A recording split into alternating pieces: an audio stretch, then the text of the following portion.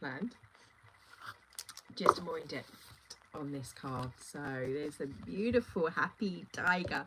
What does it remind you of? It reminds me of a big ginger tomcat laying in the sun. He's soaking up the rays, he's feeling that warmth, and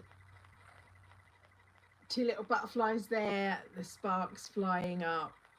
The butterflies to me are about the transformation. The free is being in the balance of the free ends, lower, upper, middle, basically balance. We're moving into Libra, sharing our gifts.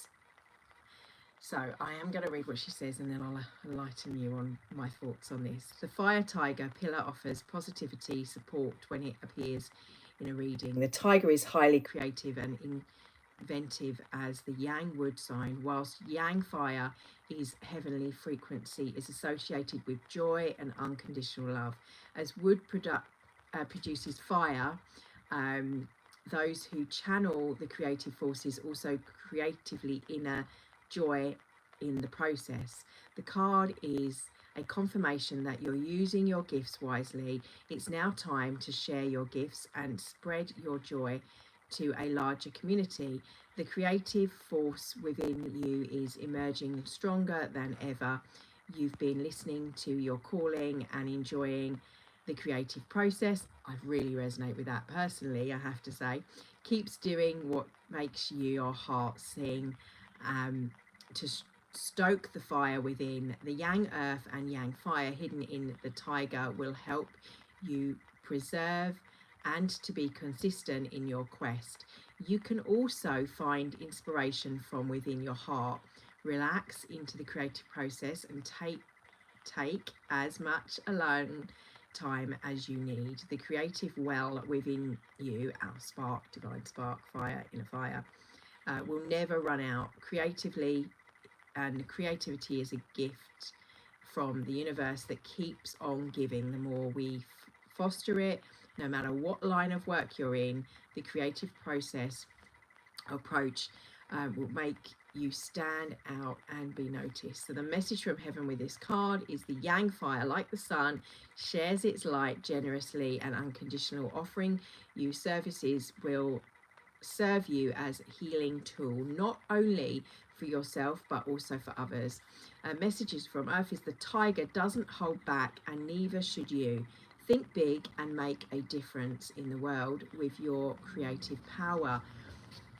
When there's what I'd like to add to this, and obviously I want to keep it short, these videos are meant to be nice quick little videos for you to refer back to when you want to remember that card. What was that card about today? What was it? What was the message? Sharing your gifts, the gifts of joy, bringing joy into your life and with others creatively. How can you allow that creative energy to flow? And I'm not just meaning drawing, painting, dancing and all of the creative arts, but how can you allow that kinetic energy to shift things in your life, in dynamics, in your relationships, in your conversations, in the wording you use, obviously creative writing. How we can think outside of the box is a creative expression there, within other structures in your life. How can you create balance with the joys and the gift of giving that keeps on giving with creativity? So what can you do? What's happening? Do you in your home bring in, like, have a table, if you're someone that follows altar and pagan traditions, witchy woo magic-y stuff, or out there you might have things that you rotate. If you're someone that just likes to follow the seasons, for example, I have a wreath that I have on my door, but each season I change what's on the wreath and I update that by putting found objects and stuff, or things that I've made, collected. So, and it inspires me, but it is, as my members you will know, a visual prompt for what my focus is, as we do at Christmas more in depthly. You can do this each season. The balance, as Amanda Ellis mentioned via Metatron, she was saying that it's the eclipses, it's the equinoxes, the New Year's. These are points of creation that we can utilize this energy. This why this 2-week period is quite important. So I'm going to leave you with that. We are midweek, we are Wednesday. The other thing I said I wanted to add is some tips for autumn. So one, keeping the neck warm. Warmer foods, so maybe you're switching your cold drinks. It might be time so you get the vegetables out that you're juicing the night before, so they're room temperature or they're in a warmer space than coming straight from the fridge. It's not quite so cooling, especially if you're someone who works with the doshas. That will be important, so that allows you then to not having cold. Because things like your lemon juice, you don't want hot water because it won't have the same effect. Maybe then you switch the kettle on, you still boil the kettle, but you let it get down so it's below 80%. So you've got that warm when you first get up, and then you can have it, or it's still not hot, or it's room temperature water. Pour the glass of water. We've got a special water filter that is light UV to purifying filter in the fridge, but it comes out really cold, so you can pour that glass of water and leave it covered, obviously with room temperature. Maybe charge it on a crystal as well. Just little things that you can do to switch, just tiny little things. Obviously walking now, being aware of how things are shifting around you and utilizing that in with your own process, following nature, following the animals and what they are doing. Take some time to hibernate if you need to as we move into winter out of autumn. But as we're currently late summer into autumn, that transition, you want to be thinking about your immunity, upping your fluids to help with dry skin, with what you're putting on. Maybe if you're someone like me, I don't tend to have so much of a routine. Just before the wedding, I was doing the Qigong for the face, and actually it really did help with putting in my oils and stuff. So maybe now a little bit of time for me before going to bed to add that into my routine. So that's something that I'll be doing. What was the other thing? I should have had a list, really.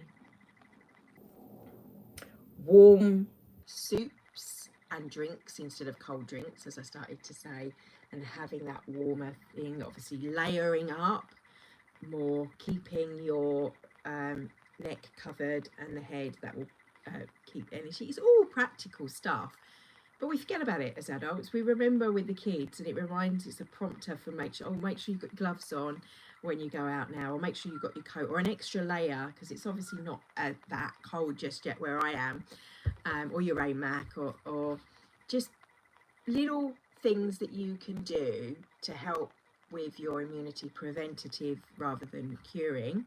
And obviously the points behind your immune. So the one that I have been adding those in daily, you'll notice I'll start to slip random ones into the routine. We were working with the liver and the gallbladder. So we want to be thinking about supporting our nervous system as this flow of lights comes in. It affects the physical and will make your body, this is why cold season happens, because your body needs to purge those lower density stuff that's stuck, all the gunk and everything. So in the digestion, the tapping and stuff we do, we bring the Wei Qi to the surface, the blood, the circulation, we get things moving, all the liquid, all the joints in their fluidity, through the meridians, through the energy.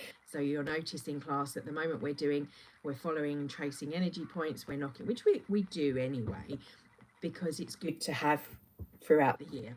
Now, just coming up to the 944, so I'm going to leave it at that. I'll intercept other bits and pieces as we go, but for today, for this Wellness Wednesday, and for our Fire Tiger card, where can you be creative? Get creative with your wellness. Where can you bring some joy and gifts, and actually making some gifts and gifting yourself? Maybe it's that I'm going to have every Sunday, or whatever day. Pick a day so you schedule it in and it happens for time for you to do these certain things. And so that might mean, as I said before, refer to our drop list video, that you then have to drop. I found that hard because I wanted to be and do and keep up these things to support people. But I found I then wasn't supporting me, and then I couldn't give because they're from depleted. So fill the cup and give of your saucer. Where do you need to top up on your vitamins, your juices, your greens? Leafy green vegetables, really good for helping in your high vitamin C images and such that are clean that you're putting in. What can you put in so that you can give out and you can be in flow? Giving, not to receive, but allowing ourselves to receive so that we can give and be in joy. Love and blessings. Have a fabulous day wherever you are in your now moment.